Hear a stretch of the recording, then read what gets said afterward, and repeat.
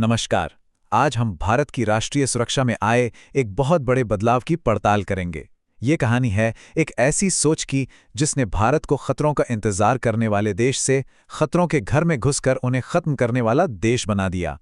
ये जो लाइन है भारत अब घर में घुसकर मारता है, ये सिर्फ एक नारा नहीं है। ये 2014 के बाद देश की सुरक्षा को लेकर बदली हुई पूरी की पूरी मानसिकता को दिखाता है।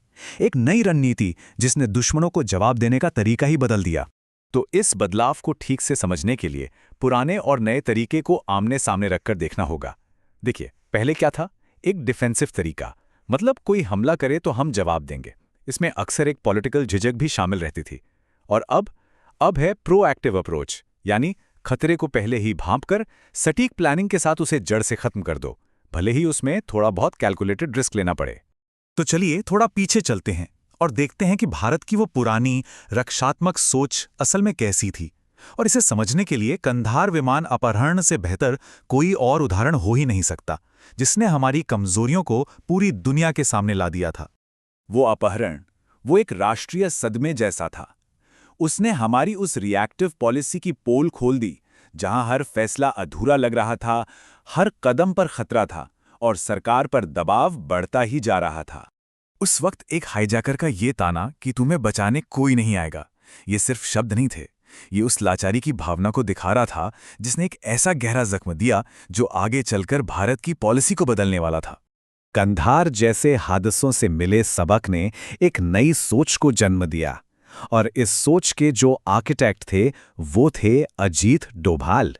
नेशनल सिक्योरिटी एडवाइजर बनने से बहुत पहले ही वो अपने असाधारण और लीक से हटकर किए गए ऑपरेशंस के लिए जाने जाते थे।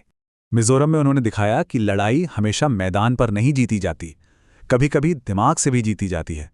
उन्होंने ये बात समझी कि उस पूरे विद्रोह की जो रीढ़ थे वो थे उसके 7 टॉप कमांडर्स। तो उन्होंने हथियारों का नहीं बल्कि साइकोलॉजी और स्ट्रैटेजी का इस्तेमाल किया और विद्रोह को आप कह सकते हैं अंदर से ही खत्म कर दिया। लेकिन उनका अगला असाइनमेंट वो तो और भी ज्यादा खतरनाक था। पूरे 7 साल एक अंडरकवर एजेंट के तौर पर पाकिस्तान में। मिशन था पाकिस्तान के खुफिया न्यूक्लियर प्रोग्राम में सेंध लगाना, और तरीका एक भिखारी का भेष धरकर वहां के टॉप सीक्रेट रिसर्च सेंटर के बाहर बैठना। गार्ड से लेकर कर्मचारियों तक सबसे दोस्ती की और धीरे धीरे अंदर की खुफिया जानकारी बाहर निकाली। चलिए अब सीधे आते हैं साल 2014 पर। मिजोरम हो या पाकिस्तान, इन सभी अनुभवों ने उनकी सोच को एक आकार दिया था। और जब उन्हें भारत का राष्ट्रीय सुरक्षा सलाहकार बनाया गया तो यही सोच देश की नई सिक्योरिटी पॉलिसी की नींव बनी। अब संदेश बिल्कुल साफ था, भारत अब खतरों के अपनी सरहद तक आने का इंतजार नहीं करेगा। वो खतरों को वहीं खत्म करेगा जहां से वो पैदा हो रहे हैं। ये भारत की दशकों पुरानी रक्षात्मक सोच से एक बहुत बड़ा और साहसी बदलाव था। और ये नई सोच सिर्फ बातों तक सीमित नहीं रही। इसे बहुत जल्दी कुछ बहुत ही मुश्किल और हाई स्टेक्स ऑपरेशंस में आजमाया भी गया। साल 2014, 46 ये उन भारतीय नर्सों की संख्या थी जो इराक के तिक्रित में एक अस्पताल में फंस गई थीं, और चारों तरफ से आईसिस के लड़ाकों ने उन्हें घेर रखा था। इस सिचुएशन में कोई मिलिट्री एक्शन या डिप्लोमैटिक बातचीत नहीं हुई, बल्कि डोभाल की टीम ने अपने खुफिया नेटवर्क का इस्तेमाल किया और सीधा आईएसआईएस तक एक पैगाम पहुंचाया। अगर उन नर्सों को एक खरोच भी आई तो इसका अंजाम सिर्फ इराक तक सीमित नहीं रहेगा। ये पर्दे के पीछे से बनाया गया जबरदस्त प्रेशर था। इस डॉक्ट्रिन को और बेहतर बनाया गया एक कॉन्सेप्ट के साथ जिसे कहते हैं कैलिब्रेटेड रिटेलिएशन, मतलब एक नपातुला जवाब। एक ऐसी मिलिट्री कार्रवाई जो दुश्मन को कड़ा संदेश तो दे, लेकिन साथ ही साथ हालात को एक बड़ी जंग में बदलने से भी रोके। और इसका सबसे बड़ा उदाहरण 2016 की सर्जिकल स्ट्राइक। ये सिर्फ एक हमला नहीं था, ये इस नई सोच का एक जीता जागता सबूत था। इसमें जमीन से मिली खुफिया जानकारी को टेक्निकल जासूसी के साथ मिलाया गया और एक सधी हुई कार्रवाई की गई ताकि संदेश भी पहुंच जाए और हालात काबू से बाहर भी ना हो। तो ये जो नया दौर है, ये पुराने जख्मों से कैसे जुड़ता है?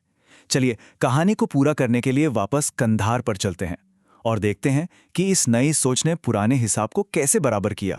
सालों बाद कंधार का वही हाईजैकर ज़ुहूर मिस्री कराची में एक गुमनाम दुकानदार बनके जी रहा था, और फिर एक दिन कुछ अनजान हमलावरों ने उसे मार गिराया।